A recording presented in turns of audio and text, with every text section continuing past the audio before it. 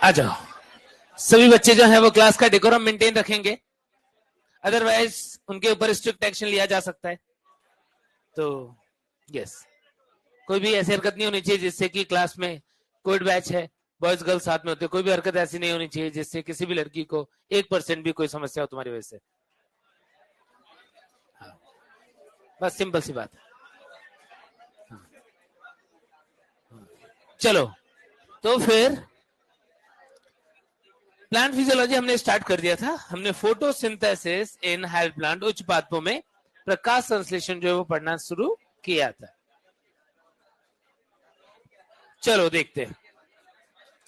Exercise discuss हो चुका था, प्लांट किंगडम सबका हो चुका है, बायोलॉजिकल क्लासिफिकेशन हो चुका है।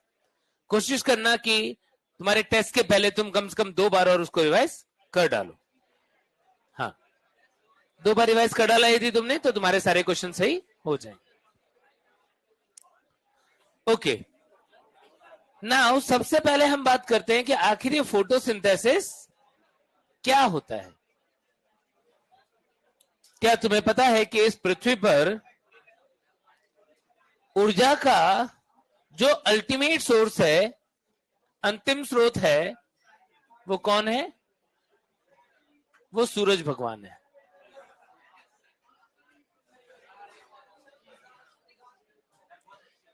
यानी यदि हम बोले कि भाई हमने सुना है इस दुनिया में, इस धरती पर बहुत सारे भगवान वगैरह रहते हैं, कभी देखा तो नहीं है, सुना है, लेकिन एक भगवान जो सबने देखा है वो है सूरज भगवान। क्यों नहीं देखे हैं, लेकिन भगवान जो मैं बोलूंगा वो मैं सूरज को ही बोलूंगा। नहीं, चंद्रमा को मैं किताबी ज्ञान के आधार पे बोलूंगा, इसको मैं प्रैक्टिकल ज्ञान के आधार पे बोलूंगा, क्योंकि चंद्रमा जो है वो भी सूरज की रोशनी से ही चमकता है। वो एक उपग्रह की तरह है, उनको तुम कुछ भी बोल देते हो, लेकिन ध्यान रखना कि यदि पृथ्वी पर जो भी जीवन चल रहा है, उस जीवन को चलाने के लिए ऊर्जा कहां से आ रही है? तो वो सूरज से आ रही है। डायरेक्टली या इनडायरेक्टली, प्रत्यक्ष या अप्रत्यक्ष रूप से जितने भी जीव है वो सूरज की ऊर्जा पर ही निर्भर करते हैं। सन, क्या बोल सकता हूं? Ultimate source of energy on planet earth. Sun जो है वो इस पृथ्वी पर ऊर्जा का अल्टीमेट सोर्स है, और ये ऊर्जा लेकिन हमें डायरेक्टली अवेलेबल नहीं होगी। यदि हम सोचे कि हम धूप में चले जाएं और इस ऊर्जा से हमारा जीवन चल जाए, तो क्या इस ऊर्जा से हमारा जीवन चलेगा? नहीं। क्यों? क्योंकि यहां से जो ऊर्जा आती है वो ऊर्जा होती है सोलर एनर्जी। Solar energy. लेकिन हमारी बॉडी की क्रियाकलापों को चलाने के लिए, मेटाबॉलिज्म को चलाने के लिए जो ऊर्जा की आवश्यकता होती है वो क्या होती है? एटीपी। वेरी गुड, एटीपी हमें चाहिए। एटीपी सेल जो है वो एटीपी बनाए। क्या हमारा बॉडी सोलर एनर्जी को यूज करके एटीपी बनाता है क्या? नहीं, बिल्कुल नहीं। लेकिन नेचर में ग्रीन प्लांट्स जो हैं उनके पास ये प्रॉपर्टी आई, और हम जो चैप्टर पढ़ रहे हैं वो क्या है? फोटोसिंथेसिस इन हायर प्लांट, उच्च पादपों में पढ़ रहे हैं। उच्च पादप क्या होते हैं? बड़े पादप। जिम्नोस्पर्म उच्च पादप है, एंजियोस्पर्म उच्च पादप है, एल्गी, ब्रायोफाइटा नहीं, वो तो पादप है बच्चे, उच्च पादप। चलो तुम बताओ, स्टैंड अप। तो वो तो ग्रीन एल्गी से ही स्टार्ट हो गए, तो क्या ग्रीन एल्गी से सभी पादपों को उच्च पादप बोलते हैं? नहीं। जिम्नोस्पर्म, क्या जिम्नोस्पर्म और एंजियोस्पर्म को उच्च पादप बोलते हैं? नहीं, एंजियोस्पर्म नहीं। बैठो। तो समझ लो सब बच्चे, क्योंकि ये एक लूज टर्म है, ये एक बहुत टेक्निकल टर्म तो है नहीं कि हम उसको बहुत एग्जैक्टली तुमने पढ़ा हुआ हो, लेकिन ध्यान रखना जब भी हम उच्च पादप बोलते हैं तो वो उन पादपों की बात होती है जिनके अंदर जड़, तना, पत्ती वगैरह उपस्थित होती है। यानी टेडोफाइटा, जिम्नोस्पर्म और एंजियोस्पर्म, ये तीनों उच्च पादप में आएंगे। निम्न पादप में कौन आएंगे? एल्गी और ब्रायोफाइटा। तो पादप जगत में इस तरीके से निम्न और उच्च पादप जो है उसको बोला जाता है। तो उच्च पादपों में जो प्रकाश संश्लेषण होता है, अब चाहे वो टेडोफाइटा हो, जिम्नोस्पर्म हो, एंजियोस्पर्म, सब में सेम ही मैकेनिज्म होती है। तो ध्यान रखना कि उच्च पादप का मीनिंग वैसे सिर्फ एंजियोस्पर्म नहीं होता, वो तो उच्च में भी सबसे उच्च है, ठीक है। उच्च का मतलब होता है वो पादप जिनके अंदर प्लांट बॉडी जो है वो पादप जैसी बन गई थी, जड़ तना पत्ती वाली बन गई थी। तो ग्रीन प्लांट्स जो हैं वो इस धरती पर बने, और उन ग्रीन प्लांट्स के पास स्पेशल पावर आई, क्या? कि वो इस सोलर एनर्जी को कन्वर्ट कर सकते थे किस में? पहले तो एटीपी में। और उस एटीपी की एक खास बात है, लेकिन कि एटीपी बना तो ले रहे हैं, देखते हैं जरा क्या क्या खास बात है। कि ग्रीन प्लांट है,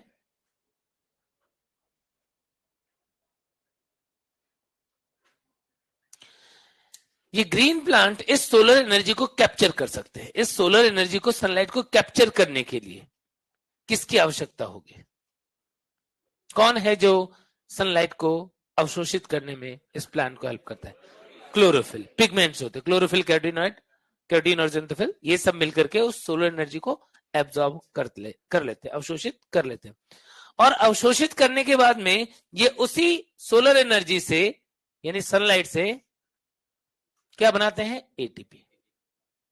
और सिर्फ एटीपी नहीं, एटीपी के साथ साथ NADPH2 भी बनाते हैं। अभी हम एटीपी पे एक बार फोकस करते हैं, क्यों? क्योंकि ये शरीर में डिफरेंट मेटाबॉलिक एक्टिविटीज को करवाने के लिए ऊर्जा होती है।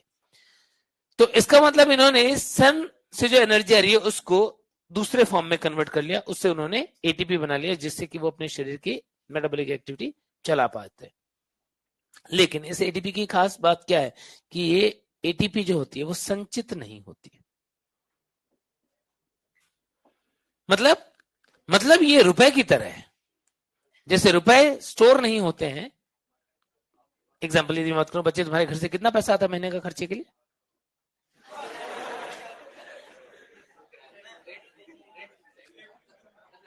10,000 मान लेते हैं कि इस बच्चे के पास जो है वो 10,000 रुपए जो है महीने के आते हैं। इसमें से तुम कितना पैसा हर महीने बचा लेते हो? माइनस हो जाता है, बचते हैं कितना? 1,000 जितना बच जाता है तुम्हारा। तो क्या वो तुम्हारे अकाउंट में अभी संचित हो रखे हैं क्या? संचित भी कर रखे थे तुमने? अच्छा,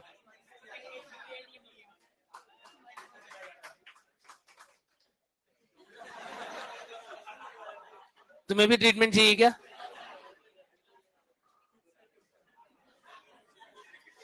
तो फिर रेंट से अलग आता है इतना? अच्छा, रेंट देने के बाद में तुम्हें 10,000 रुपए एक्स्ट्रा और मिलता है महीने का।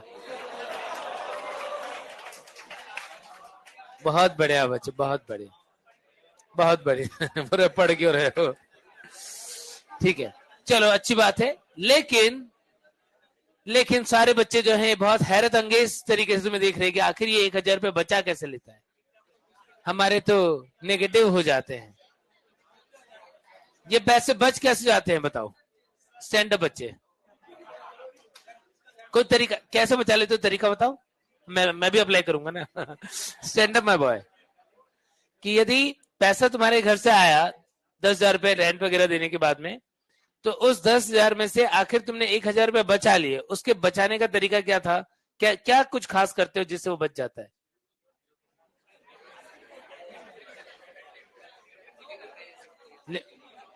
वो मतलब लिमिटेड जो है वो तुम कर लेते हो, इस पे इतना इतना खर्चा करना है, और बाकी 1,000 रुपए अकाउंट में ही पड़े रहते हैं क्या? अच्छा, दीदी भी रहती है तो वो बचा लेती है क्या? अच्छा, इसलिए ओके, बैठो बैठो, एग्जाम्पल चेंज करना पड़ेगा, दो लोगों का है।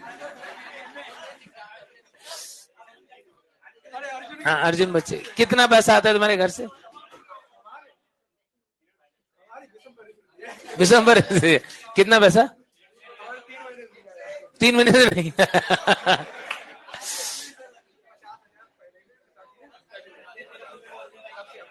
तो कितने महीने के लिए वो? अब 4,000 बचे। तुम्हें लग रहा है कि 3 ही महीने में तुम सारा निपटा चुके हो। बैठो, 3 महीने में ही निपटा चुका है सब। ओके, तो नॉर्मली क्या होता है, चलो मैं अपनी बात बता देता हूँ, तुम लोग छोड़ो, कि हम क्या देखते हैं, जैसे मान लो मेरे पास जो भी पैसे पड़े होते हैं वॉलेट में ना, जैसे मान लो आज मेरे वॉलेट में जो है सिर्फ 50 रुपए पड़े हैं, तो 50 रुपए पड़े होंगे, तो फिर मैं घर पे जा रहा हूँ, मैंने देखा यार दूध लेना है, और 50 रुपए में 2 दूध की थैली आती है, तो चलो जो है वो दूध ले जाना, 50 रुपए खर्च हो गए, दूध लेके घर पहुंच गए।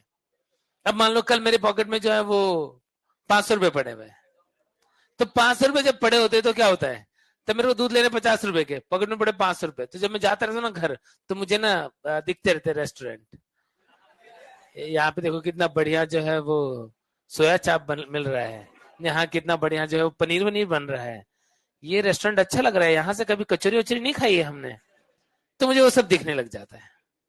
चलो फ्रूट वाले दिखने लग जाते, चलो आज जो है वो थोड़ा फ्रूट व्रूट भी लेके जाते हैं, तो क्या होता है कि ज्यादा पैसे थे तो फिर ज्यादा चीज लेके घर पहुंच गए, पता पड़ा दूध के साथ जो है वो फ्रूट वगैरह भी जा रहे हैं। और मान लो कल को फिर मेरी जेब में जो है वो 5,000 रुपए पड़े हैं, तो फिर जब मैं घर जाता हूँ तो फिर मुझे होटल्स वगैरह भी दिखते हैं, बहुत दिन हो गए बाहर का कहीं खाया नहीं है अच्छा सा, क्यों ना किसी बढ़िया होटल में जो है वो डिनर किया जाए, तो ऐसे सब प्लानिंग जो है वो होने लग जाती है।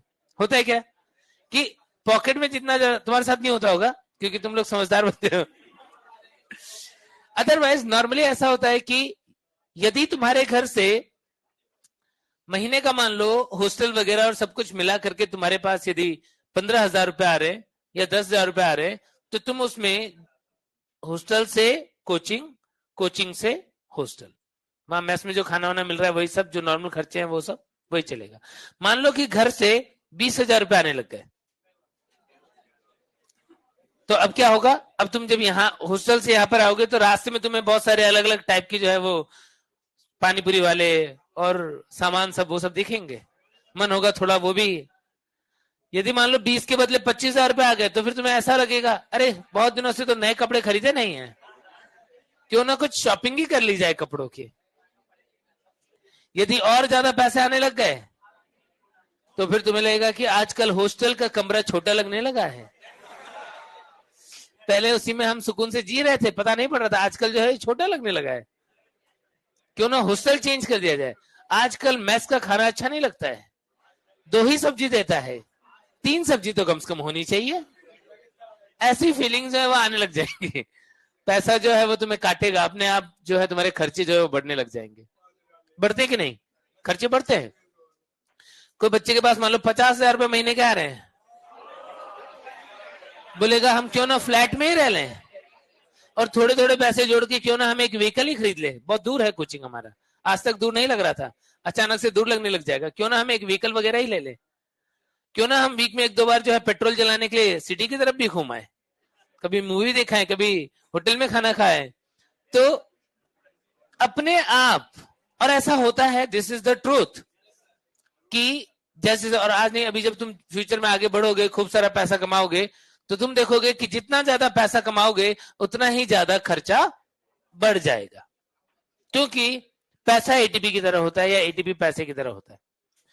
यदि मान लो कि तुम सोचो नहीं सर ऐसा नहीं होता, कुछ पैसे तो बचाने भी होते हैं, हम कुछ पैसे जो है वो बचाएंगे भी, क्योंकि कल को जब मान लो पैसे पॉकेट में नहीं है तो उस टाइम पे या जरूरत पड़ गई तो कुछ होना चाहिए कहीं पे स्टोर पैसा जिसको हम निकाल पाए, तो वो पैसा तुमने देखा होगा कि लोग जो है वो ऐसे बैंक अकाउंट में नंबर बढ़ाने के लिए नहीं रखते हैं, मोस्टली उसको एफडी कर देते हैं, या उसके कुछ जो है वो कुछ बाई कर लेंगे, वो सोनी चांदी वगैरह खरीद लेते हैं, कुछ लोग जो प्रॉपर्टी में इन्वेस्ट करके प्रॉपर्टी खरीद लेते हैं, वो क्या करते हैं यदि ज्यादा पैसे हो रहे होंगे तो वो उन पैसों को कहीं इन्वेस्ट करते हैं। क्या क्या इन्वेस्ट करते थे कि ये पैसे मुझे काट रहे थे इसलिए उसको उधर रख दिया, ऐसा नहीं, क्या सोच के,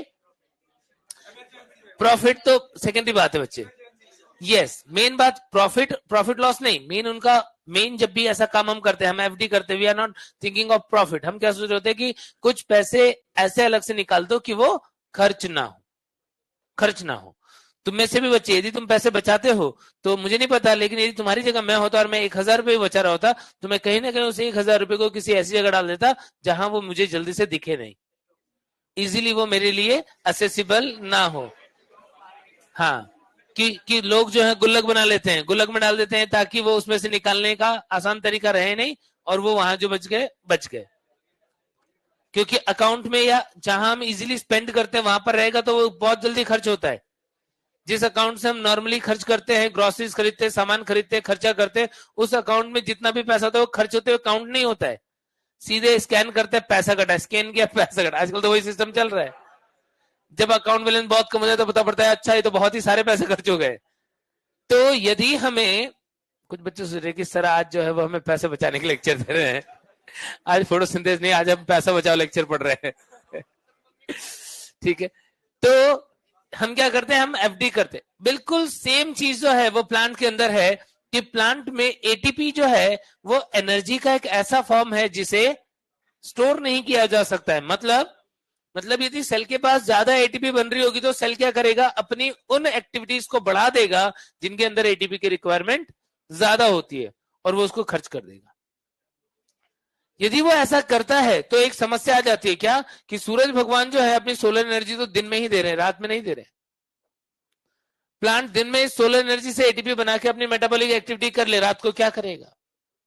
पहली समस्या, सो जाएगा नहीं, हमेशा के लिए सो जाएगा बच्चे। एटीपी नहीं होगा तो सोएगा नहीं, हमेशा के लिए सो जाएगा। दूसरी समस्या कि क्या पूरा प्लांट ही ग्रीन होता है क्या? नहीं, यानी हर एक सेल फोटोसिंथेसिस कर रही है क्या? नहीं भाई, ग्रीन सेल्स में तो एटीपी बन गए लाइट से, लेकिन बाकी जो नॉन ग्रीन सेल है उनका क्या, उनको एनर्जी कहां से मिलेगी?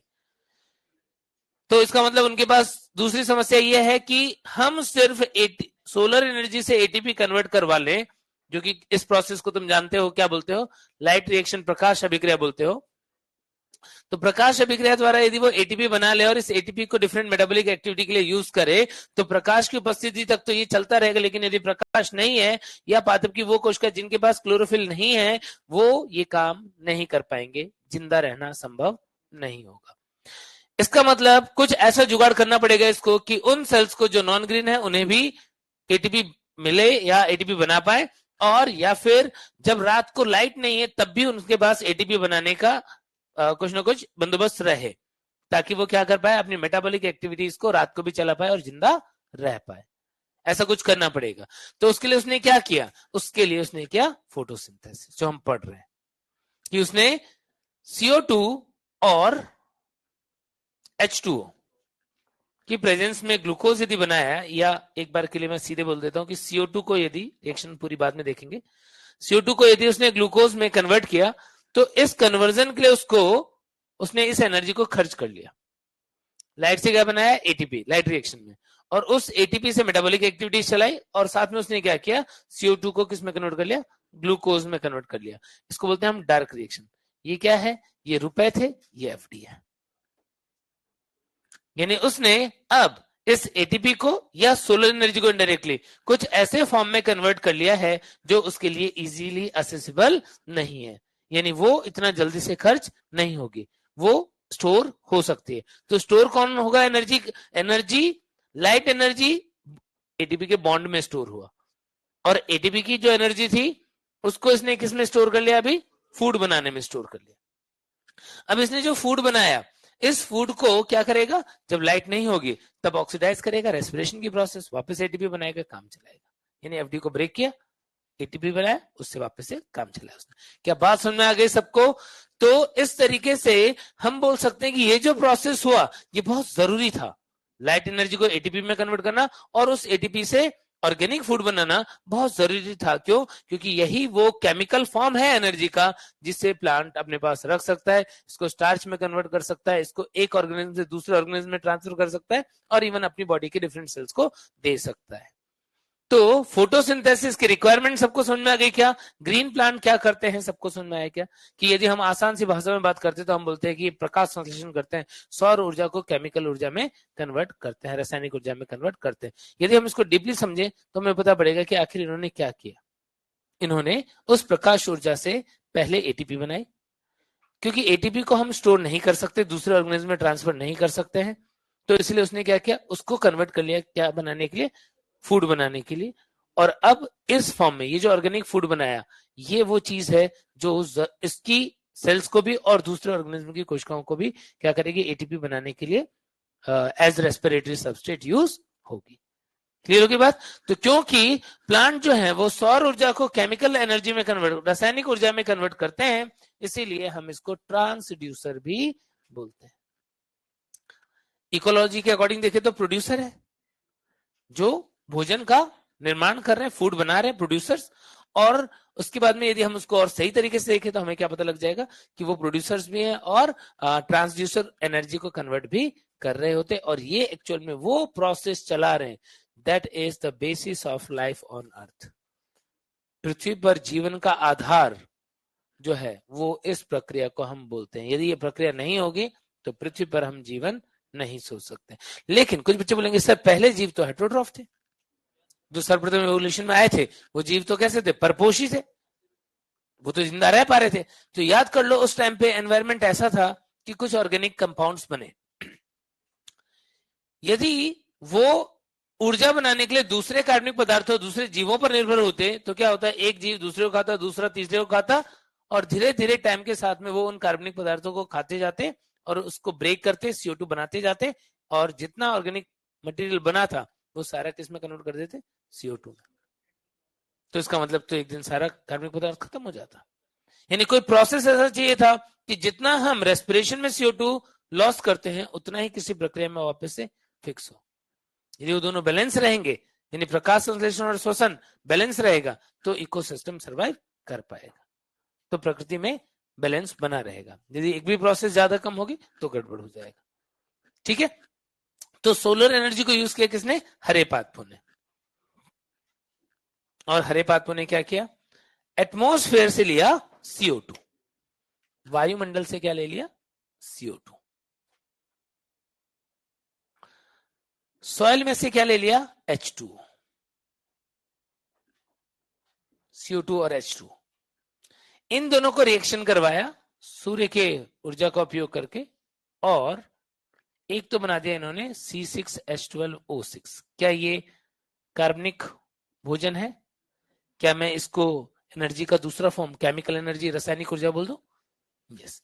यानी इसने क्या किया, इसने सौर ऊर्जा का उपयोग किया और बना दिया है क्या, रासायनिक ऊर्जा, केमिकल एनर्जी।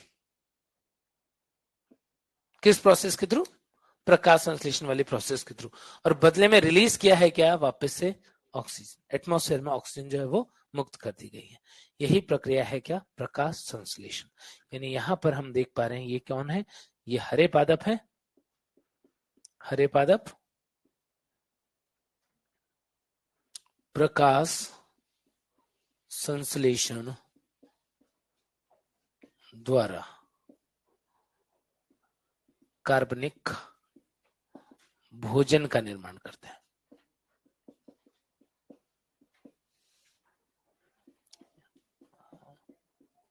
और यही प्रक्रिया जो है उसको क्या बोलेंगे हम, बेसिस ऑफ लाइफ ऑन अर्थ।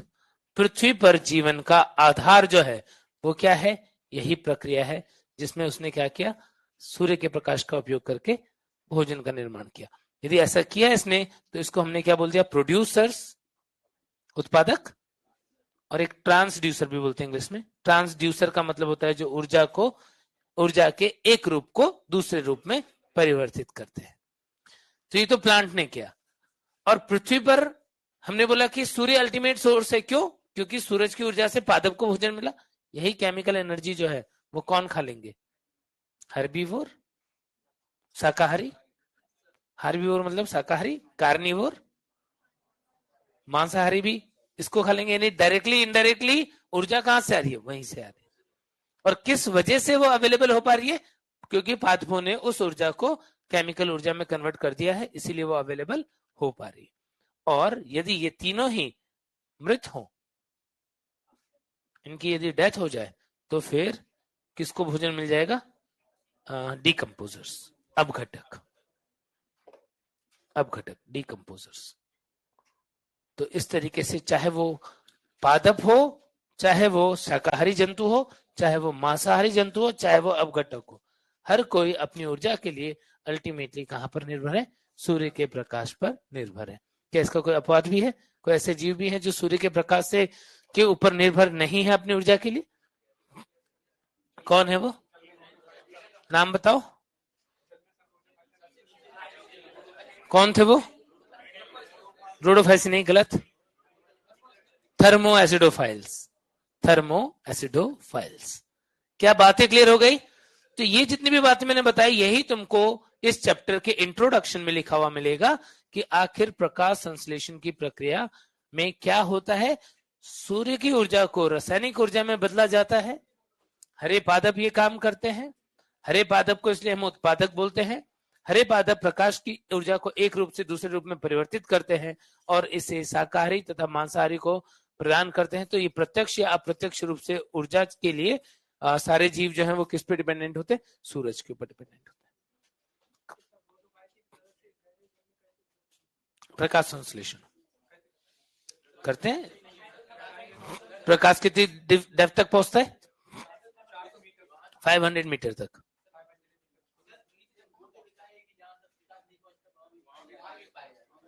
क्या? कौन? कहां लिखा है? गलत नहीं, महागलत है। आज ही फाड़ दो उसे। प्रकाश मिलता है 500 मीटर की डेप्थ तक। प्रकाश पहुंचता है 500 मीटर की डेप्थ तक और लाल शैवाल जो है वो मिलते हैं हमको। हाँ, कम होता है।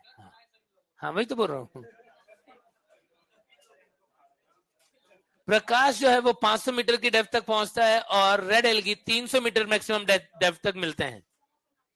हाँ, प्रकाश कम होता है, ठीक है। भाई प्रकाश संश्लेषण बिना प्रकाश के कैसे करेंगे? फर्जी बातें हो गई। तो नाम है प्रकाश संश्लेषण और बिना प्रकाश के हो रहा है, ऐसा थोड़ी होता है। मैंने तुमको बताया था कि रेड एलगी जो है वो डीप सी में मिलते हैं क्योंकि उनके पास फाइकोएरिथ्रिन ज्यादा होता है। नीले रंग का प्रकाश ज्यादा गहराई तक जा पाता है, तो वो नीले प्रकाश को अच्छे से एब्जॉर्ब कर पाए, उसके लिए उसके पास फाइकोएरिथ्रिन पिगमेंट का अमाउंट ज्यादा। हाँ, तभी तो पिगमेंट काम आते हैं उसके। हाँ, तो गलत समझ लिया था तुमने। बिल्कुल गहराई का मतलब जहां प्रकाश नहीं पहुंचता, इकोलॉजी में पढ़ते हो तुम, जहां प्रकाश नहीं पहुंचता है ऐसे गहरे समुद्र में आखिर जीव कैसे रह पाते, वहां उत्पादक कौन होता है? तो वहां पे उत्पादक होते हैं ये थर्मोएसिडोफाइल्स जो डीप सी हाइड्रोथर्मल वेंट्स में प्रेजेंट होते हैं। हमने पढ़ा था हाइड्रोथर्मल वेंट्स। हाइड्रोथर्मल वेंट्स के बारे में बताया था मैंने तुमको जब हम आर्किबैक्टीरिया पढ़ रहे थे। थर्मोएसिडोफाइल्स में कीमो ऑटोट्रॉफ होते हैं, रसायन स्वपोषी होते हैं। हाँ, जिनको हिंदी में लिखना वो हिंदी में लिख लेना, कोई दिक्कत नहीं है। हर्बीवोर शाकाहारी, कार्निवोर मांसाहारी, डिकम्पोजर अपघटक।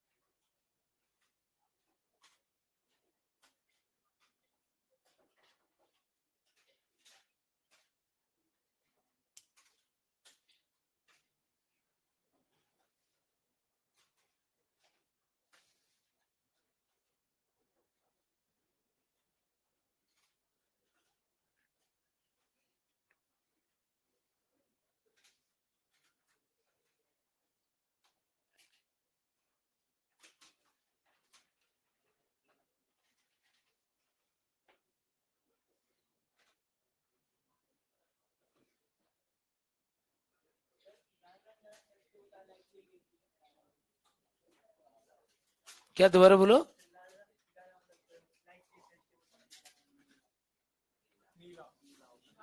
नहीं नहीं, ये तो क्वेश्चन ही समझ नहीं आया मुझे। लाल रंग ज्यादा सेंसिटिव होता है कि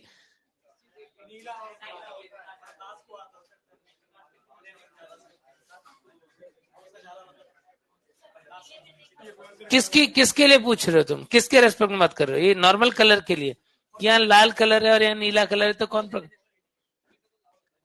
कि किस प्रकाश के ऊपर ज्यादा प्रकाश संश्लेषण होता है, ये पूछ रहे हो क्या? डिम लाइट में भी हो जाए?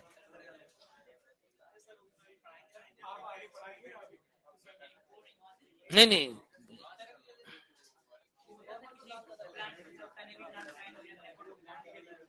ये ऐसा, अच्छा तुम ऐसा पूछना चाह रहे हो कि पादप किस रंग के प्रकाश के लिए ज्यादा सेंसिटिव होता है? कुछ पादप में पत्तियां लाल होती हैं। हाँ,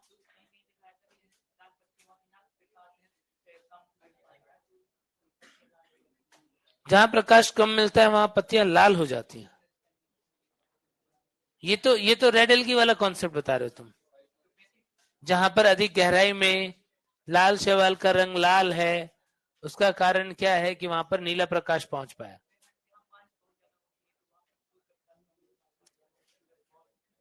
तो पत्तियों का रंग लाल हो जाता है? नहीं, जहां प्रकाश कम होगा वहां पत्तियां ज्यादा हरी होंगी।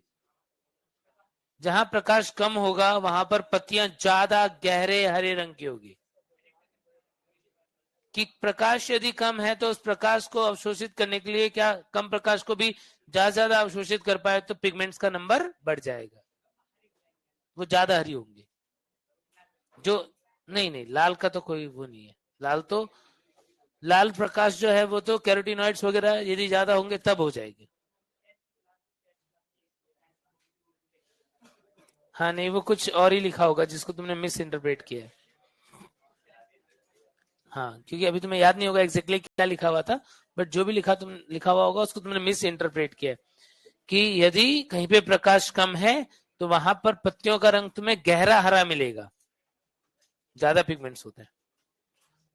वैसे भी तुम देखोगे कि कोई पादप है, मान लो कोई बड़ा सा वृक्ष है, बाहर ऊपर ऊपर वाली पत्तियों को ज्यादा लाइट मिलती होगी तो देखोगे कि उनका रंग तुम्हें कम हरा दिखेगा, और अंदर वाले, अंदर उसके और घने साइड में जो होंगे उनका रंग देखोगे तो ज्यादा हरा दिखेगा। नहीं, वो तो अरेंजमेंट है क्लोरोप्लास्ट की, वो तो अलग चीज है। वो अलग चीज है। वो तो क्लोरोप्लास्ट की अरेंजमेंट लाइट के अकॉर्डिंग चेंज होना, वो है। प्रकाश संश्लेषण की डेफिनेशन लिखो सब बच्चे। देखो, वह प्रक्रिया जिसके द्वारा, वह प्रक्रिया जिसके द्वारा हरे पादप, हरे पादप, या मैं प्रकाश संश्लेषी जीव भी बोल सकता हूं, वो भी गलत नहीं होगा। या तो मैं हरे पादप बोल दूं या मैं प्रकाश संश्लेषी जीव बोल दूं, क्योंकि हमेशा फोटोसिंथेसिस ग्रीन प्लांट ही करते हो ऐसा जरूरी नहीं है, कुछ बैक्टीरिया भी करते थे क्या। यस, लेकिन हम पढ़ रहे हैं अभी उच्च पादपों में, इसलिए हम ऐसे डेफिनेशन लिख दे रहे हैं। जनरल डेफिनेशन, वह प्रक्रिया जिसके द्वारा हरे पादप सरल अकार्बनिक पदार्थ जैसे, सरल अकार्बनिक पदार्थ जैसे CO2 एवं H2O, सरल अकार्बनिक पदार्थ जैसे CO2 एवं H2O का उपयोग करके जटिल कार्बनिक पदार्थ, जटिल कार्बनिक पदार्थ अथवा भोजन का संश्लेषण, भोजन का संश्लेषण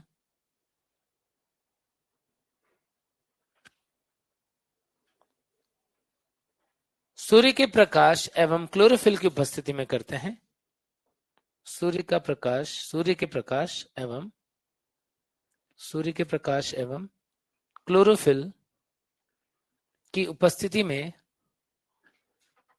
करते हैं तथा,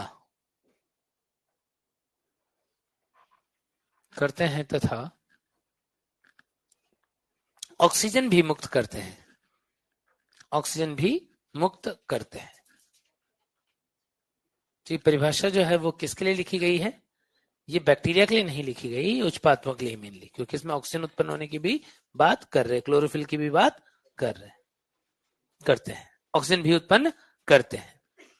यदि मैं इस रिएक्शन को देखूं तो मुझे दिखेगा कि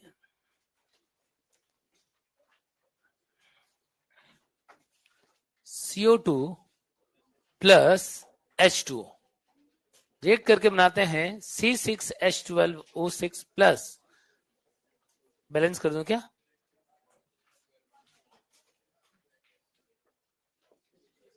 H2O। इस प्रक्रिया में प्रकाश की भी जरूरत पड़ी, सूर्य के प्रकाश की आवश्यकता पड़ी, सनलाइट और प्रकाश संश्लेषण वर्णक या क्लोरोफिल की भी रिक्वायरमेंट पड़ी। ऐसी डेफिनेशन होती है क्या? ऐसी रिएक्शन होती है क्या? इसी को हमने डेफिनेशन में लिखा था कि सरल अकार्बनिक पदार्थ CO2H2O का उपयोग करके जटिल कार्बनिक भोजन का निर्माण करना, सनलाइट और क्लोरोफिल की उपस्थिति में, और ऑक्सीजन भी मुक्त होती है। तो यही जो रिएक्शन है यही उसकी डेफिनेशन है। ठीक है, अब इस डेफिनेशन में सबसे पहली बात कि सनलाइट, हम बार बार बोल रहे हैं कि सूर्य के प्रकाश की उपस्थिति में, सूर्य के, क्या इस ट्यूबलाइट की उपस्थिति में भी प्रकाश संश्लेषण होता है? क्या यदि इस सूर्य के ये ट्यूबलाइट के प्रकाश में भी? कितने बच्चे बोलते हैं यस होता है सर? आखिर कैसे तुम इतना कॉन्फिडेंस से कह सकते हो कि होता है? तुम बताओ बच्चे। अगली साल? ये तो बड़ा टाइम ट्रेवल करके आए हो क्या बच्चे? ओके, तो पिछले साल सर ने बता दिया था होता है तो होता है। क्यों होता है, लेकिन कैसे मान लिया तुमने उनकी बात? बैठो, कौन बताएगा लड़कियों में से? तुम बताओगे बच्चे? तुम? यस, पीछे देख रहे हो बच्चे वो। यस तुम? हाँ हाँ, स्टैंड अप।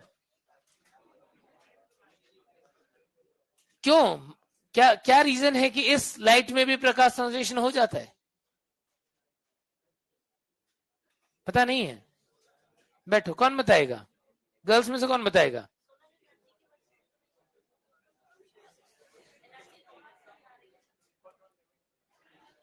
तुम बताओगे, चलो बताओ।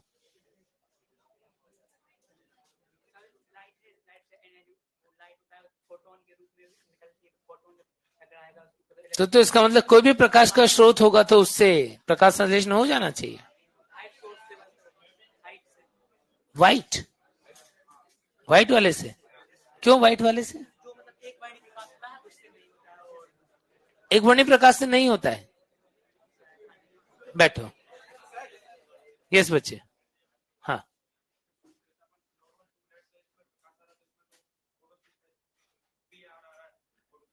यस, वेरी गुड बच्चे, तुमने सबसे इंपॉर्टेंट टर्म जो है वो बोल दिया इसको समझने के लिए। वेरी गुड बच्चे, यस बैठो।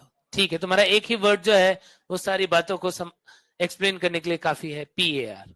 यदि तुमको पता है PAR क्या होता है? फोटो सिंथेटिकली एक्टिव रेडिएशन, प्रकाश संश्लेषी सक्रिय वर्ण विकिरण, विकिरण। तो PAR जो होता है उसमें कौन सी वेवलेंथ होती है? 400 नैनोमीटर टू 700 नैनोमीटर। इसका मतलब नीले वाले से लेकर के लाल वाले प्रकाश तक जो भी पूरी की पूरी वेवलेंथ है उन्हें हम क्या बोलते हैं? PAR। इस प्रकाश, इस तरंग दैर्घ्य की जो प्रकाश होंगी, जो रेंज होंगी पूरी, उनके ऊपर प्रकाश संश्लेषण होता है। तो क्या ये ट्यूबलाइट के अंदर 400 नैनोमीटर से 700 नैनोमीटर, नीले से लेकर के लाल तक के प्रकाश की सभी रेंज उपस्थित है? यस। कैसे हम सिद्ध कर सकते हैं कि ये उपस्थित है? कि यहाँ पर ये जो लिखा हुआ है ये लाल रंग का दिख रहा है तुम्हें? क्यों, आखिर ये लाल रंग का क्यों दिख रहा है? क्या इसने प्रकाश, लाल प्रकाश एमिट किया है, उत्सर्जित किया है? नहीं बच्चे, यदि ये लाल प्रकाश उत्सर्जित करता तो मैं सारी लाइट और पर्दे बंद कर देता तो भी ये तुम्हें लाल कलर का दिखना चाहिए। दिखेगा क्या? इससे निकल, इसे बहुत सारी तरंग दैर्घ्य निकली, वो इसके पास गई और इसने बाकियों को अवशोषित करके लाल वाले को तुम्हारे आंखों पे भेज दिया। इसका मतलब इस प्रकाश में लाल तरंग दैर्घ्य उपस्थित थी। और लाल रंग के प्रकाश पे प्रकाश संश्लेषण होता है कि नहीं होता है? होता है। क्या ये जो नीले से प्रकाश संश्लेषण लिखा है ये तुम्हें नीले कलर का दिख रहा है? क्या इसका भी कारण यही है कि यहां से जो तरंग दे रही है सबको अवशोषित किया, नीले वाले को यहां से रिफ्लेक्ट कर रहे तुम्हारी आंखों के ऊपर, तो इसका मतलब इस प्रकाश में नीली वाली तरंग दैर्घ्य भी है, तो क्या हरी वाली भी है? तो इसका मतलब इसके पास जो विजिबल लाइट होती है उसके सभी तरंग दैर्घ्य उपस्थित हैं, और पादप को प्रकाश संश्लेषण के लिए क्या यही वाली वेवलेंथ चाहिए? यस। तो हम क्या एक्सप्लेन करेंगे? हम ये एक्सप्लेन करेंगे कि इस ट्यूबलाइट में भी प्रकाश संश्लेषी सक्रिय विकिरण की सभी तरंग दैर्घ्य उपस्थित है जिनके ऊपर प्रकाश संश्लेषण होता है, और यदि वो है तो पादप प्रकाश संश्लेषण कर लेगा। लेकिन फिर रूम के अंदर यदि कोई पादप प्रकाश संश्लेषण कर रहा है उसमें और बाहर जो कर रहा है उसमें कोई अंतर है क्या? क्या अंतर होगा फिर? कि एक ही बात होगी? अंतर होगा किसका? कि वहां पर प्रकाश संश्लेषण ज्यादा चल रहा है, यहां पर कम चल रहा है, कि यहां पर तीव्रता जो है, लाइट की इंटेंसिटी जो है वो कम है।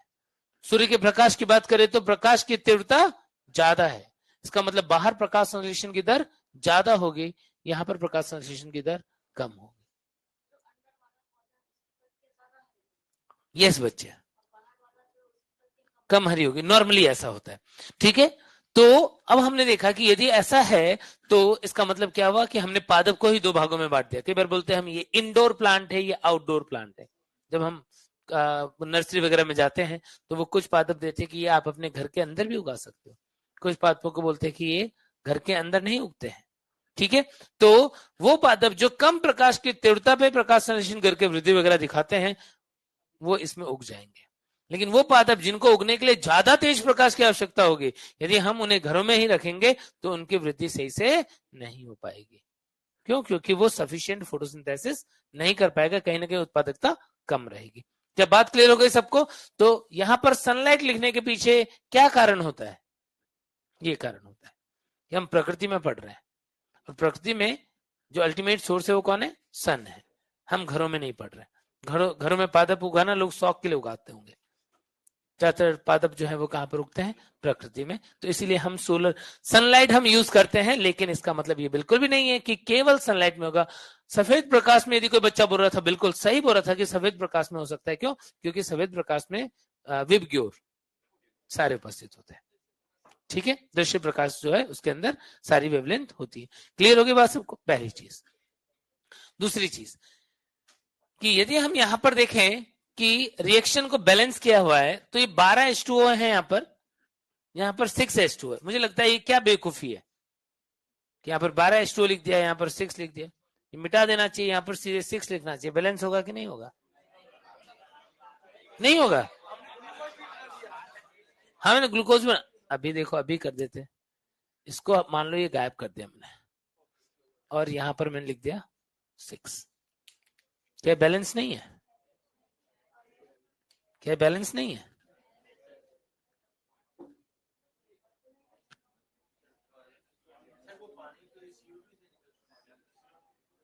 पानी CO2 से निकलता है। बैलेंस है कि नहीं है? बैलेंस है? नहीं है बैलेंस। कौन बोल रहा है बैलेंस नहीं है? भाई बैलेंस तो है, बैलेंस 100% बैलेंस है भाई, बैलेंस है। लेकिन फिर भी हम देखते हैं कि रिएक्शन लिखते टाइम हम यहां पर 12 लिखते हैं और यहां पर 6H2O लिखते हैं। इसका कारण क्या है? पानी वाष्प के रूप में बाहर आता है, तो उससे क्या वाष्पोत्सर्जन को इससे रिलेट कर दें हम?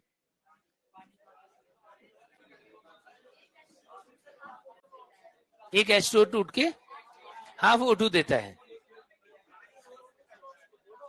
तो 12H2O टूट के 6 O2 दे देगा। इसलिए कि बोल रही है कि सर एक H2O टूटता है तो हाफ O2 देता है। हाँ बताओ।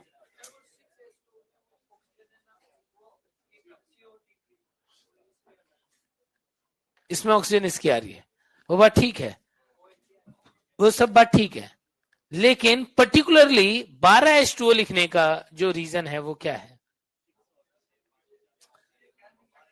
सीधे सीधे बोलना पड़ेगा, जो ये बच्ची बोल रही है उसको सीधे सीधे बोलना पड़ेगा। क्या? कि प्रकाश संश्लेषण में जो भी ऑक्सीजन निकलता है वो सिर्फ पानी और पानी से ही आता है, वो ऑक्सीजन CO2 का नहीं होता है। जो प्रकाश संश्लेषण में ये ऑक्सीजन मुक्त हो रही है, ये ऑक्सीजन सिर्फ पानी की होगी, ये CO2 की ऑक्सीजन नहीं होगी। और ये बहुत इंपॉर्टेंट बात है, ये बहुत इंपॉर्टेंट बात है। क्यों इंपॉर्टेंट बात है? ये इतनी इंपॉर्टेंट बात है कि आज दुनिया में तुम देखते हो कि हमारे एटमॉस्फेयर में जो भी ऑक्सीजन है वो सारा का सारा ऑक्सीजन, ऑलमोस्ट सारा का सारा ऑक्सीजन कहां से आया हुआ है? पानी से आया। वो सारा का सारा ऑक्सीजन ऑलमोस्ट पानी से आया हुआ है। याद होगा एवोल्यूशन में सबसे पहले जो वातावरण था वो रिड्यूसिव था, ऑक्सीजन नहीं हुआ करती थी। क्या पानी नहीं था? पानी तो था। फिर वातावरण में ऑक्सीजन क्यों नहीं थी? यदि पानी ही टूट के ऑक्सीजन बनाता होता तो पानी टूट जाता, ऑक्सीजन बन जाती। लेकिन उस टाइम पे ऑक्सीजन नहीं था। क्यों नहीं था? क्योंकि पानी को तोड़ के ऑक्सीजन बनाना आसान बात नहीं, मामूली बात नहीं है। ये H2O का जो बॉन्ड होता है वो ऐसा बॉन्ड नहीं है कि आसानी से H2O टूट जाएगा और ऑक्सीजन मुक्त हो जाएगी। तो फिर ये ऑक्सीजन कैसे आई? ऊपर वाले ने बनाया इन प्लांट्स को, ऐसे ग्रीन प्लांट्स को, और उनको एक पावर दी कि जाओ हम तुम्हें एक पावर देते हैं, ऐसी पावर कि तुम अकेले दुनिया में वो माइकल लाल होगे जो वाटर को भी तोड़ के ऑक्सीजन बना सकते होगे।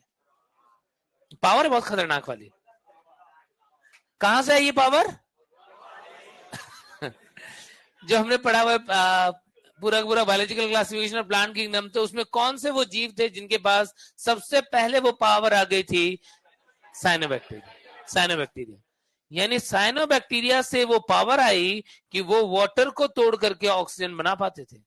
उसके अलावा ऑक्सीजन का कोई भी ऐसा बड़ा सोर्स नहीं है। थोड़ा बहुत यूवी रे से टूट जाए या वो सब वो अलग बात है, या लेबोरेटरी में हम कर ले वो अलग बात है, बट प्राकृतिक रूप से जो वाटर है उसको तोड़ के ऑक्सीजन बनाना ये और किसी के बस की बात नहीं है। ये इतना इंपॉर्टेंट है, इसीलिए हम बोल रहे हैं कि जो भी ऑक्सीजन आ रहा है वो सब किससे आ रहा है? वाटर से आ रहा है, वो CO2 से नहीं आ रहा है। तो यदि 6O2 आया, यानी कितने O हो गए? 12O, 12 एटम हो गए ऑक्सीजन के। तो इसका मतलब यहां पर 12H2O लिखना बहुत जरूरी है। ये रिएक्शन इस तरीके से लिखना इसलिए इंपॉर्टेंट है, क्यों? क्योंकि इस प्रक्रिया में जो ऑक्सीजन बनता है प्रकाश संश्लेषण में वो सारा का सारा पानी से आता है। और ये कोई छोटी मोटी बात नहीं थी, बहुत बड़ी बात है जो कि प्रकृति में हो रही है और कोई तरीका नहीं है। अदरवाइज क्या होता कि इतने सारे समुद्र है, इतना सारा पानी है, लोग चिंता करते हैं पेड़ कट जाएगा ऑक्सीजन नहीं रहेगा। हाँ, क्या ही फर्क पड़ता, यदि वैसे ही बन जाता तो वैसे ही बन जाए। लेकिन पेड़ का रहना, हरे पादपों का रहना बहुत जरूरी है। क्यों? क्योंकि वही O2 CO2 को बैलेंस करते हैं। आगे बात समझ में? ओके, तो इसीलिए यहां पर 12H2O लिखते हैं। अब यदि H2O से ऑक्सीजन बन रहा हो तो प्रक्रिया ऑक्सीकरण है कि अपचयन है?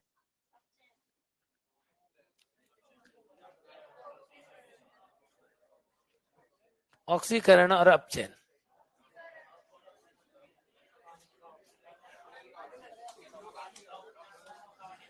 Yes my boy, you stand up my boy. ऑक्सीकरण, मुझे बताओ इसमें क्या होता है? हाइड्रोजन जुड़ता है कि निकलता है? हाइड्रोजन निकलता है। ये वो बात है कि बहुत ही दुनिया का सबसे आसान बात कर रहा हूं, लेकिन बच्चा जो है वो ऑक्सीकरण अपचयन ही नहीं पता होता है उसको। वो इसमें भी उलझता रहता है कि कब ऑक्सीकरण हो गया, कब अपचयन, किसका ऑक्सीकरण किसका अपचयन। अरे तो बहुत आसान बात है, लेकिन फिर भी मैं तुम्हें वो बात भी बताऊंगा, केमिस्ट्री की बात है कि ऑक्सीकरण हम तब बोलते हैं जब हाइड्रोजन निकलता है। यदि मैं इसको इलेक्ट्रॉन और प्रोटॉन के सेंस में देखूं तो तुम बता सकते हो इलेक्ट्रॉन क्या होगा, निकलेगा कि जुड़ेगा? इलेक्ट्रॉन निकलता है। प्रोटॉन की बात करूं तो जुड़ता है, निकलता है। E- लिखूं या H+ लिखूं? वैसे भी देखो, एक हाइड्रोजन जो है, हाइड्रोजन उसके दो कंपोनेंट है। जब हम एक हाइड्रोजन बोल रहे हैं तो हाइड्रोजन का मतलब क्या है? एक प्रोटॉन और एक इलेक्ट्रॉन से मिलकर बना है वो। H+ में इलेक्ट्रॉन जोड़ दोगे तो बन जाएगा वो। तो इलेक्ट्रॉन एंड प्रोटॉन निकलेंगे, हाइड्रोजन निकलेंगे, ऑक्सीकरण होगा। और कुछ ऑक्सीजन के साथ क्या होगा? ऑक्सीकरण में ऑक्सीजन जुड़ेगा कि निकलेगा? ऑक्सीजन जुड़ता है, उसके ऊपर प्लस चार्ज बढ़ेगा कि कम होगा?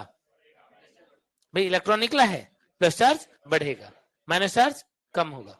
ठीक है बैठो। तो क्या ये बात ऑक्सीकरण के लिए समझ में आई सबको? अब चेन क्या होगा इसका? उल्टा। क्या हो जाएगा? हाइड्रोजन जुड़ता है, इलेक्ट्रॉन प्रोटॉन जुड़ता है, ऑक्सीजन निकलता है। ये होता है। अब हमने देखा कि H2O से ऑक्सीजन बन गया, तो क्या हाइड्रोजन निकल गया कि नहीं निकल गया? निकल गया कि नहीं निकल गया? कि भाई यहां से हाइड्रोजन निकल गया, O बन गया, O2 बन गया। तो क्या बोले, ऑक्सीकरण हुआ है कि अपचयन हुआ है? क्या हुआ है? ऑक्सीकरण, ऑक्सीडेशन। प्रकाश संश्लेषण की प्रक्रिया में H2O का ऑक्सीकरण होता है। सही कि गलत? सही होता है। इस H2O का जब ऑक्सीकरण हुआ, 2H2O लिख रहा हूं, तो 4 तो बन गए H+, एक बन गया O2। ऐसा हो गया भाई। यदि मैं यहाँ पे 2H2O लिखूं या 12 लिख देता हूं एक बार के लिए, 12 लिख दूंगा तो क्या हो जाएगा? 6O2 हो जाएगा, और कितने H+ हो जाएंगे? 24। सही लिखा है क्या मैंने? यस। अब क्या हुआ, यदि CO2 से ग्लूकोज बना, ऑक्सीकरण की अपचयन।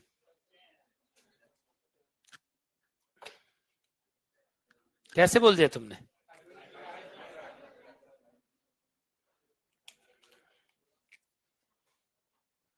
रिडक्शन।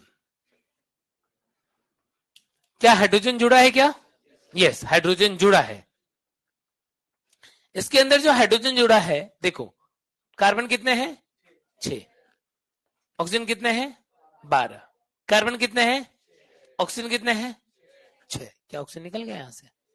यहां से ऑक्सीजन निकला है। एक कार्बन के पास 2 ऑक्सीजन थे, एक कार्बन के पास एक ही ऑक्सीजन रह गया, ऑक्सीजन निकला है, और हाइड्रोजन क्या हो गया? जुड़ गया है। जुड़ा है क्या? यानी कितना हाइड्रोजन जुड़े जरा बताओ तो, 6 के अकॉर्डिंग बताना है। कितना हाइड्रोजन जुड़े हैं? 12 हाइड्रोजन जुड़े। कितने हाइड्रोजन जुड़े? 12। यहां पर कितने H है?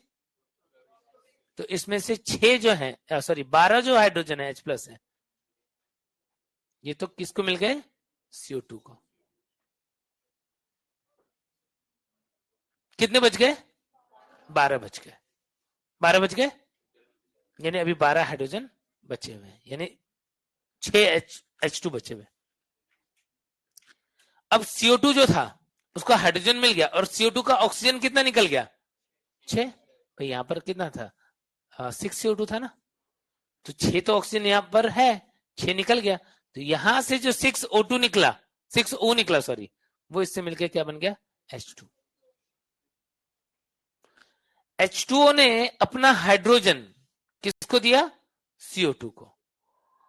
क्या सारा का सारा हाइड्रोजन दे दिया? नहीं, 6 दिया। कितना? 6 दिया, सॉरी 12 दिया, 12 दिया, 12 बच गया। वो 12 हाइड्रोजन इसके 6 ऑक्सीजन को लेकर के H2O बनाने निकले। किसी बच्चे ने बोला था, किसी बच्चे ने बोला था ये बात कि सर यहाँ पर जो H2O बन रहा है, इस H2O के बनने में जो ऑक्सीजन है वो CO2 से आती है। यस। कैसे आती है? कि टोटल 6 कार्बन और 12 ऑक्सीजन थे, यहां पर 6 ही ऑक्सीजन बचे, तो 6 ऑक्सीजन कहां चले गए? H2O के हाइड्रोजन के साथ मिलकर के H2O बनाने लगे। क्या तुम्हें हर एक चीज क्लियरली दिख रही है क्या? किस मॉलिक्यूल का क्या हो रहा है दिख रहा है क्या? वाटर का रोल क्या हुआ?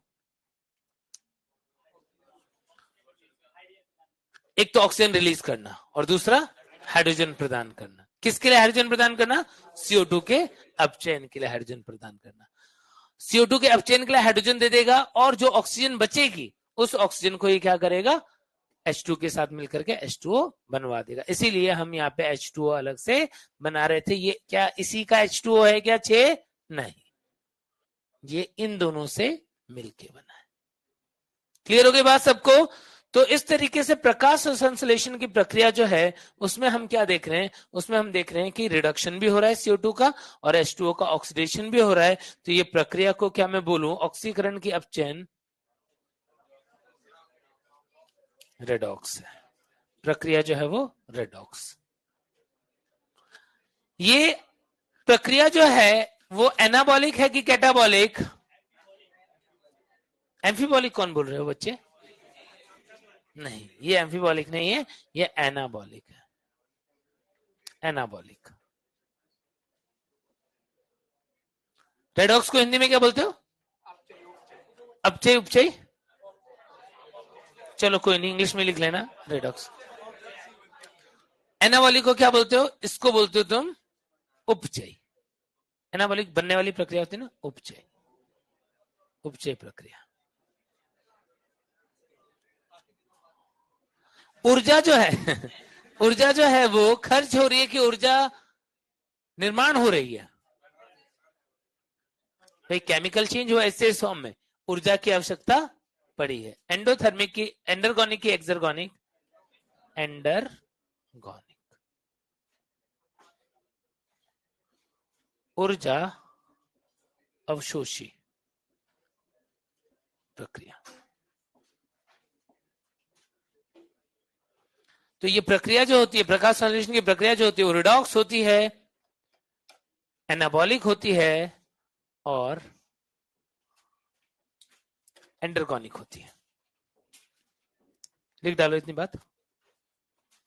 अच्छा, मैंने तुम लोगों को होमवर्क भी तो दिया था, पढ़ा क्या सबने? समझ में आ गई थी क्या बात? कि कुछ मुश्किल लगा इसमें? आ गई थी ना सबको? ठीक है।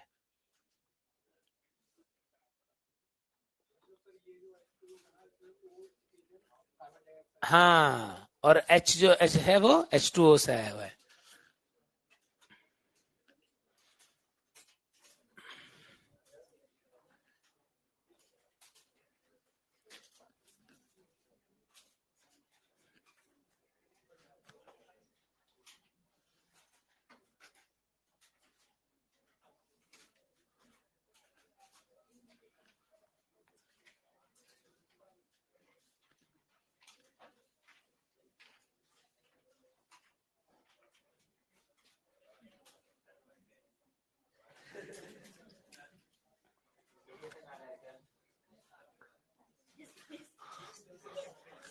तो डिस्प्रिन ले लो, उससे मिलता जुलता तो एक ही दवाई है, डिस्प्रिन। गाना जो है वो तुमको रंजीत सर सुनाएंगे। किसकी फिर? कुणाल सर के? डॉन सर कौन है? कुणाल सर? कुणाल शारदा? डॉन ऐसे क्यों?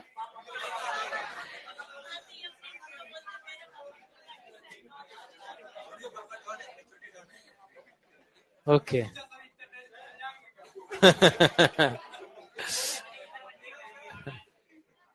Okay okay.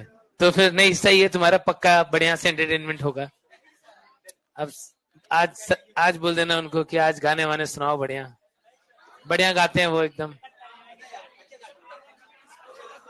हाँ, अरे अच्छा गाते हैं बहुत।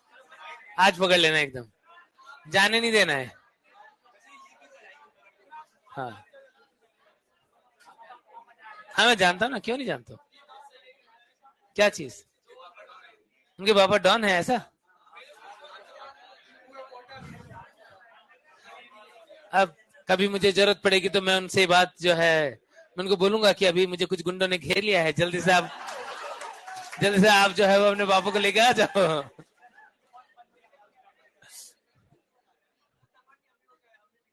नहीं सुना ना? अब आजकल तो नहीं, आजकल ये डॉनगिरी वगैरह नहीं चलती है, मुझे लग रहा है।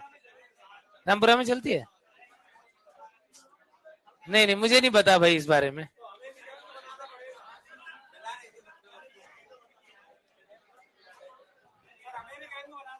हाँ, ट्रिक ले लेना उनसे, टेक्निक ले लेना, टेक्निक ले लेना। चलो, तो लिखा सबने? अब देखो इसके बाद में कि ये जो प्रक्रिया है इसमें ऑक्सीजन उत्पन्न होती है, इसको किसने प्रूव किया था? यदि मैं एक एक्सपेरिमेंट की बात बताऊं, पर्पल सल्फर बैक्टीरिया,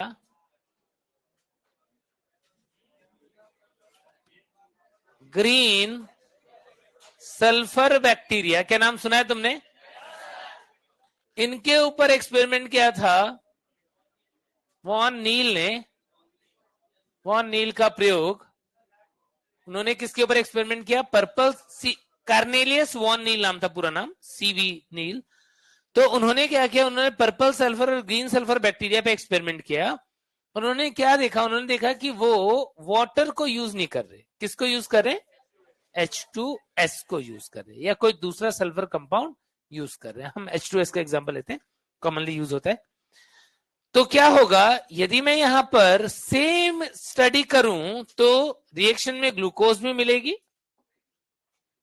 सल्फर या सल्फर कंपाउंड इवॉल्व भी होगा, और वाटर भी बनेगा। पिगमेंट बस अलग हो जाएंगे। कौन से हो जाएंगे? बैक्टीरियो विरिडिन या फिर बैक्टीरियो परप्यूरिन। सुना था ना? परप्यूरिन, पर्पल कलर वाला परप्यूरिन है, ग्रीन कलर वाला विरिडिन है। लाइट की रिक्वायरमेंट होगी। और अब यहां पर इस रिएक्शन के अंदर ऑक्सीजन का उत्पन्न ना होना, सल्फर का उत्पन्न होना, यह बताता है कि H2S जो है वहां से दोनों रिएक्शन बिल्कुल एक जैसे। देखो, इससे हमको पता लग रहा है कि यदि जो इलेक्ट्रॉन प्रोटॉन का दाता है H2O, अभी हमने डायग्राम देखा था, प्रोटॉन जो है वो दे रहा था, प्रोटॉन हाइड्रोजन दे रहा था। हाइड्रोजन मतलब क्या? Electron proton. तो यहां पर हम क्या बोलेंगे कि यदि इलेक्ट्रॉन एंड प्रोटॉन का दाता H2O की जगह या H2O के स्थान पर H2S या अन्य सल्फर यौगिक होते हैं, तो अभिक्रिया में ऑक्सीजन के स्थान पर सल्फर या सल्फर यौगिक मुक्त होता है, मुक्त होते हैं। किसने एक्सपेरिमेंट किया? वॉन नील ने। तो इस एक्सपेरिमेंट से क्या पता लग गया? इससे पता लग गया कि ओके, ये जो H2O है वो इलेक्ट्रॉन प्रोटॉन डोनर का काम करता है, ऑक्सीजन मुक्त कर देता है। यदि इनके पास H2O की जगह कोई दूसरा यौगिक है तो वो इलेक्ट्रॉन प्रोटॉन देगा, तो कुछ और कंपाउंड, कुछ और सल्फर यौगिक मुक्त हो जाएंगे। क्या वॉन नील के एक्सपेरिमेंट से हमको ये पता पड़ रहा है कि इलेक्ट्रॉन प्रोटॉन डोनर चेंज होने से ऑक्सीजन उत्पन्न करने वाला जो है वो चेंज हो जाता है? मतलब ऑक्सीजन उत्पन्न होती है या नहीं होती है, ये उस पर डिपेंड करता है कि इलेक्ट्रॉन प्रोटॉन डोनर कौन है। इस चीज को एक और वैज्ञानिक, 3 वैज्ञानिकों ने वापस से एक और भी एक्सपेरिमेंट से प्रूव किया था, रूबेन, हासेट, कामिन। ये लिखो, देखता हूं क्या हो रहा है लाइट का।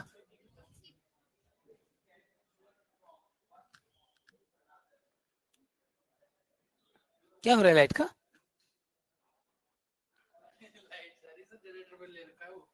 जनरेटर नहीं चल रहा है ऐसा? अच्छा, ओके।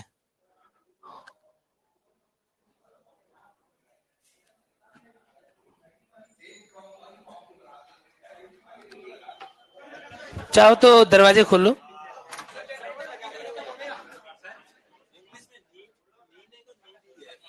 एन नीला एल।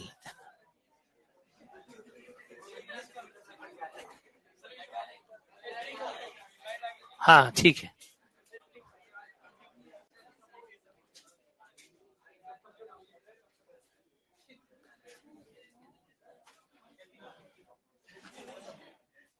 पूरा नाम लिख दो क्या?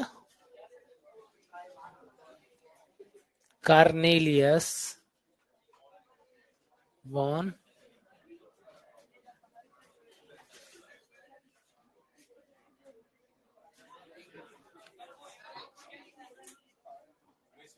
क्या हुआ? क्या बोल रहे हो? अच्छा, अभी दिखे नहीं, दिख नहीं रहा तुमको? ये वाला बैक्टीरियो परप्यूरिन, बैक्टीरियो विरिडिन और बैक्टीरियो परप्यूरिन, ये 2 वर्णक के नाम तुमने पहले भी सुने अपने जीवन में। जब तुम purple sulphur bacteria, green sulphur bacteria इनके बारे में पढ़ रहे थे?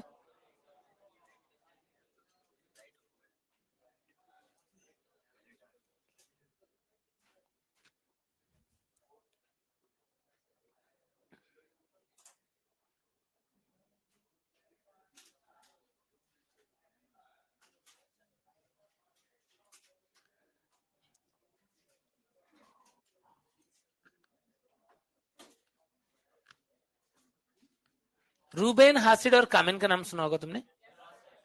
उन्होंने क्या किया था, ऑक्सीजन जो है उसका हैवी आइसोटॉप यूज किया था या रेडियो आइसोटॉप यूज किया था। रूबेन हासिड एंड कामेन ने H2O में ऑक्सीजन का हैवी आइसोटॉप या रेडियो एक्टिव आइसोटॉप प्रयोग किया तथा बताया कि तथा सिद्ध किया कि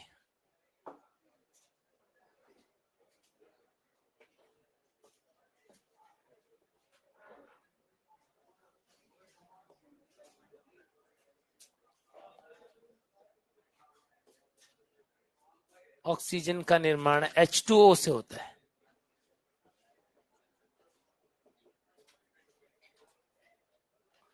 तो रूबेन हासिड और कामेन तीन वैज्ञानिक थे जिन्होंने O18 यूज किया।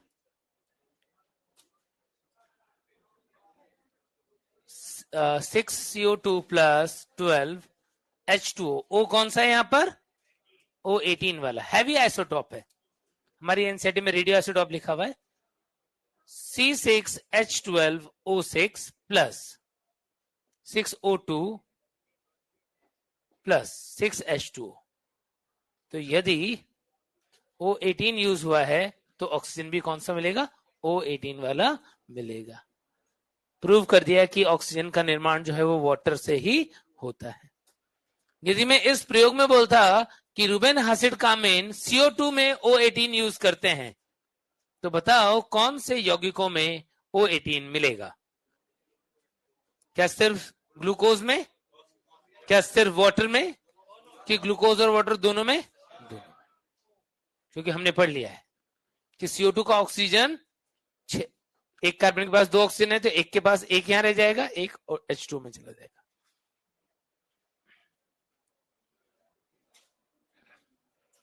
क्या मैंने तुम लोगों को आज मॉड्यूल भी लेके आने के लिए बोला था? क्या बोला था? बोला था कि एक्सपेरिमेंट्स पढ़ के आना, मॉड्यूल लेके आना। नहीं बोला था क्या? बोला था, पढ़ के आने के लिए बोला था। हाँ, क्योंकि प्रयोग वाला पार्ट जो मैंने बोला था मैं लिखवाऊंगा नहीं, जो इंपॉर्टेंट होगा वही मैं लिखवाऊंगा, बाकी तुम्हें एनसीईआरटी से या मॉड्यूल से कहीं से भी पढ़ लेना है। तो सबसे पहले बात करते हैं कि कैसे सिद्ध कर सकते हैं कि प्रकाश संश्लेषण की प्रक्रिया के लिए प्रकाश की आवश्यकता है। कैसे सिद्ध कर सकते हैं? प्रकाश नहीं, ऐसा कोई भी एक्सपेरिमेंट बताओ। यस, कुछ बच्चे बोल रहे हैं सर हम एक पौधे को प्रकाश में रख देंगे, एक पौधे को अंधेरे में रख देंगे और दोनों को कंपेयर कर लेंगे, पता पड़ जाएगा। क्या सही बोल रहे क्या बच्चे? यस, बिल्कुल सही बोल रहे। और इसको वैज्ञानिकों ने थोड़ा अच्छे स्टाइल से किया था। उन्होंने क्या किया, एक प्लांट लिया और उस प्लांट की जो लीफ थी उस पत्ती को एक ब्लैक कलर के पेपर से, स्ट्रिप से ऐसे ढक दिया। जब भी हम एक्सपेरिमेंट स्टार्ट करते हैं पहले हम पादप को अंधेरे में रख देते हैं। क्यों पहले हम पादप को अंधेरे में रख देते हैं? ताकि उसे पहले से संचित स्टार्च खत्म हो जाए उसका। मान लो अभी मैंने प्लांट रखा हुआ है और फिर मैं ये एक्सपेरिमेंट कर रहा हूं तो पहले से भी तो कुछ स्टार्च उसके लीफ में बना हुआ हो सकता है, रिजल्ट गड़बड़ हो सकता है, झूठा मतलब फॉल्स पॉजिटिव आ सकता है। तो इसीलिए हम क्या करते हैं, पहले प्लांट को अंधेरे में रख लेते हैं एक दिन के लिए। मान लो क्या होगा, जो स्टोर फूड होगा, स्टार्च होगा, वो लीफ में से खत्म हो जाएगा। अब उसके अंदर कोई स्टार्च नहीं बचा हुआ है। अब मैंने क्या किया, उसके ऊपर ऐसे काले कलर की जो है वो एक पट्टी जो है वो चिपका दी इसके ऊपर, या पिन से इसको ऐसे लगा दिया इसके ऊपर, अटैच कर दिया कुछ ऐसे। और अब मैंने इसको रख दिया किसके अंदर, धूप के अंदर, सूर्य के प्रकाश में। प्रकाश जो है वो लीफ के इन भागों तक तो पहुंच पाएगा, लेकिन जहां पर ब्लैक कलर की पट्टी लगा दी यहां पर नहीं पहुंच पाएगा। अब बाद में हम आयोडीन टेस्ट करें, तो आयोडीन टेस्ट मतलब समझते हो, आयोडीन टेस्ट स्टार्च को पता करने के लिए जो टेस्ट होता है, तो ये आयोडीन टेस्ट जहां जहां पर लाइट आई होगी वहां वहां पर आयोडीन टेस्ट पॉजिटिव आ जाएगा, जहां पर लाइट नहीं गई होगी वहां पर आयोडीन टेस्ट कैसा आ जाएगा, नेगेटिव आ जाएगा। पता पड़ जाएगा कि इसका मतलब यदि लाइट नहीं जाएगी तो प्रकाश संश्लेषण नहीं होगा। आसान सा एक्सपेरिमेंट है क्या, बहुत ही आसान है क्या, क्लियर है सब बच्चों को, ठीक है। अब यदि हमें प्रूव करना है कि प्रकाश संश्लेषण की प्रक्रिया के लिए क्लोरोफिल आवश्यक है, कर सकते हैं क्या, कैसे करोगे। अब की बार जो पादप लिया उसकी पत्ती कुछ स्पेशल टाइप की थी, कैसी, यस सबलित पत्ती थी, वेरीगेटेड लीफ। वेरीगेटेड लीफ का मतलब क्या कि लीफ के ऊपर कुछ कुछ जगहों पर येलो कलर के पैचेस होते हैं, कुछ पत्तियां ऐसी जिनमें हम देखते हैं कि लीफ कुछ पार्ट ग्रीन है, कुछ पार्ट जो है वो येलो टाइप का है। लेट सपोज कि ये जो रेड कलर से मैंने मार्क किया ये वाला पार्ट जो है वो येलो है, बाकी पूरा लीफ जो है वो ग्रीन है। इसको हम क्या बोल देंगे, इसको बोल देंगे हम सबलित पत्ती या वेरिएगेटेड लीफ, वेरीगेटेड लीफ। अब यहां पर प्रकाश आया, प्रकाश तो दोनों भाग पे आया, इसको भी मिला है और इसको भी मिला है, लेकिन जब आयोडीन टेस्ट करेंगे क्या होगा, इस वाले भाग का आयोडीन टेस्ट नेगेटिव, इस वाले भाग का आयोडीन टेस्ट पॉजिटिव। पता लग जाएगा कि बिना क्लोरोफिल के प्रकाश संश्लेषण नहीं होगा। यदि कोई बोले कि प्रूव करके बताओ कि CO2 की रिक्वायरमेंट होती है फोटोसिंथेसिस में, हम क्या करेंगे, हम एक टेस्ट ट्यूब ले लेंगे बड़ा सा, ठीक है, और इसके अंदर हमने क्या किया, इसके अंदर हमने एक लीफ जो है उसको आधा बाहर और आधा अंदर ऐसे सेट कर दिया, ठीक है। प्लांट है ये, पादप होगा, करेंगे सेम चीज, क्या कि पहले पादप को कहां रखेंगे, अंधेरे में, ताकि उसके अंदर स्टोर स्टार्च खत्म हो जाए। फिर उसके बाद हमने इसको ऐसे रख के और इसको बंद कर दिया अंदर, लेट्स सपोज ये ऐसे दबा दिया इसको। अब क्या हुआ, अब यहां पर इसके अंदर एक चीज रखा हुआ है, क्या KOH में भीगी हुई रुई रखी हुई है, क्या ये CO2 को अवशोषित कर लेती है, क्या CO2 सारा एब्जॉर्ब कर चुकी है, यहां पर फ्री CO2 बचा ही नहीं है। अब सूर्य का प्रकाश जो है वो इस वाले भाग पे भी आया और इस वाले भाग पे, लेकिन यहाँ पर CO2 नहीं है, तो आयोडीन टेस्ट नेगेटिव, यहाँ पर आयोडीन टेस्ट पॉजिटिव। क्या पता लग जाएगा कि प्रकाश संश्लेषण के लिए CO2 की आवश्यकता होती है। क्या तीनों एक्सपेरिमेंट एकदम क्लियर है क्या। फिर प्रिस्टले वाला एक्सपेरिमेंट कि एक बेल जार के अंदर 1770 ईस्वी में किया था, एक बेल जार के अंदर चूहा और जलती मोमबत्ती रखी, चूहा मर गया, मोमबत्ती बुझ गई, वो जो एयर है उसको क्या कर ले रहे, कंज्यूम कर ले रहे, वायु को उन्होंने उपयोग कर लिया। पता नहीं अब क्या चल रहा है, O2 CO2 का उस टाइम तक पता नहीं था, बस ये पता लगा कि जलती हुई कैंडल और चूहे ने उस वायु का उपयोग कर लिया। फिर उन्होंने क्या किया, दूसरे एक्सपेरिमेंट में उसी बेल जार के अंदर एक पादप भी रख दिया, मिंट का प्लांट। अब उन्होंने क्या देखा कि ये सब चूहा जिंदा रह रहा है, मोमबत्ती जलती रह रही है, प्लांट भी अच्छे से रह रहा है, तो क्या कंक्लूजन निकाला कि ये जो चूहा और मोमबत्ती जो वायु को खर्च कर रही थी, उस वायु को वापस से बनाने का काम कौन करता है, प्लांट। या फिर उसको ऐसे बोल सकते हैं कि प्लांट जो होते हैं वो जंतुओं द्वारा जो वायु अशुद्ध की जाती है उसको शुद्ध वायु में कन्वर्ट करने का काम करते हैं। क्या इतनी बातें क्लियर है। तो तुम यहां तक पढ़ के आना एनसीईआरटी से, और फिर हम नेक्स्ट लेक्चर में इसके आगे इंजन हाउस के एक्सपेरिमेंट से स्टार्ट करेंगे। चलो मिलते हैं, ठीक है, इतने एक्सपेरिमेंट्स तुम पढ़ के आना, चलो मिलते हैं।